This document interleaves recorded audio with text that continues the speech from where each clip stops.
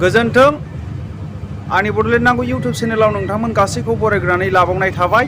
आङो दिनै नोंथांमोननि गेजेराव लाबोनो सानदों बारग' जे BEO जे अमर सिंह ब्रह्म बिथांखौ दिनैहाय राकेश ब्रह्म बिथाङा ओरैबायदि बुंदों बियो सासे ड्रांकार आरो बियो सासे पलिटिकेलावहाय लाब लाबानि थाखाय बिथाङा दिनैहाय लेक्सार मारिनो फैदों। बियो बहा गोमानानै दङमोन आरो दिनै BPF हानजाया मोनसे गोदोलांनाय नाव आरो मानसि बुथारग्रा हानजा BPF हानजाया होननानै राकेश ब्रह्मआ दिनैहाय खेंफोरथि होदों।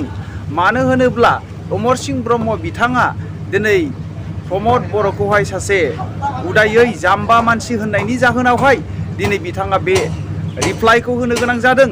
दिनै बिथांमोननि रिप्लाइ होनाया सोरना सैथो सोरना असैथो नोंथांमोना खोनासंनानै नाय। दिनै बिथांमोनहा पलिटिकेलि लाब लाबानि थाखाय मानसिफोरनि मेगनाव हाद्रि सारनो थाखाय दिनैहाय जोंनि रायजो राजाफोरखौ थगायनो थाखाय बिथांमोना जगरदार खालामगासिनो दङ नामा बेखौ मोनसे कुइसना फैयो। दिनै जोङो नुनो मोनो UPPL हानजाया फैनायनि उनावहाय एसेयैब्लाबो जोंनि BTR ओनसोलावहाय माखासे सान्थिया फैदों आरो दिनैहाय सिगां BPF हानजायावहाय मोनसे एसे गिख्रंथाव गोबांथार मानसिफ्रा बेबायदिनो खारनो गोनां जादों।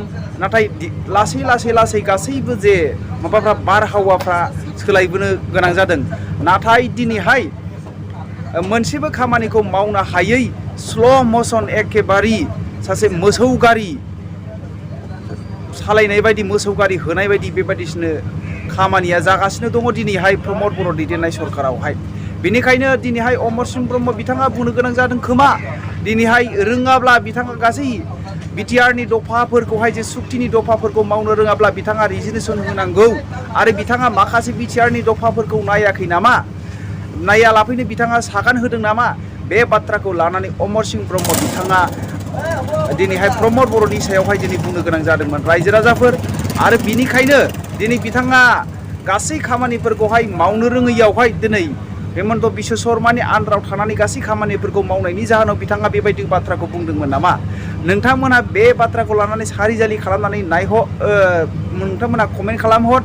आरो दिनैहाय गमामायैनो दिनै राकेश ब्रह्म बिथां बुंनाय बाथ्राया दिनै सैथो नामा बेखौ नोंथांमोना खोनासं।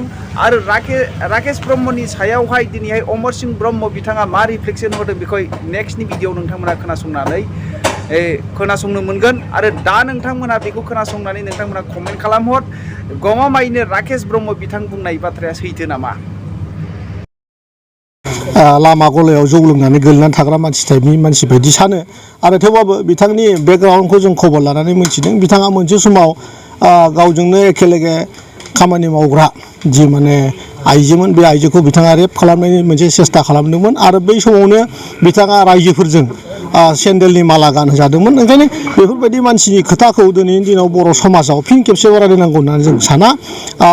बिथांनि बागै बिराद गोलाव बुंनांगौ जेबो गैया। बिथाङा सासे द्रांकार जौ फाग्ला मानसि बेखौ लानानै बिराद सिरियास जेबो गैया आरो बेखौ खोनासंनांगौबो जोंनि जाथियाव दिनैनि दिनाव सम फैयाखै आरोखि।